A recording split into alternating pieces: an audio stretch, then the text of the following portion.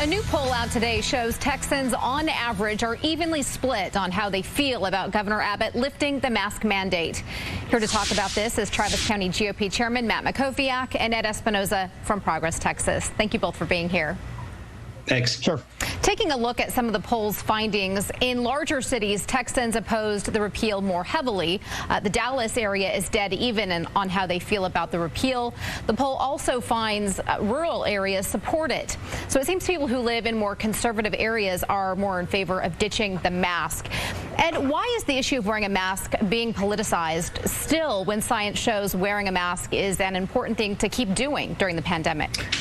Well, it's a good question, and it just shows that not only are our politics so polarized, but that it's permeating into other parts of life right now. And the pandemic is no different. The masks are a perfect example of that.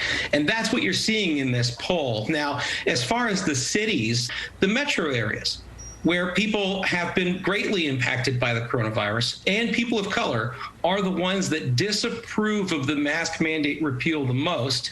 And your other folks who live in areas where maybe they haven't been hit as hard don't disapprove. So the mandate remains in place here in Travis County, but the state could be taking the county to court over this. Ed, why do you think Governor Abbott didn't leave the health of citizens up to each city's local health authority? Why make it statewide?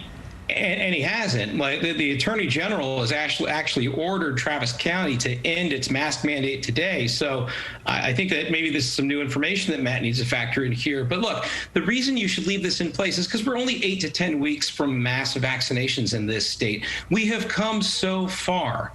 Why compromise it at this point? We are able to. The masks are not going to stop us from reopening business. I think the governor did it because another thing in this poll showed that his numbers were not good after the storm, and he probably needed to do something to play to a base to bounce back. And I think that's what you're seeing here.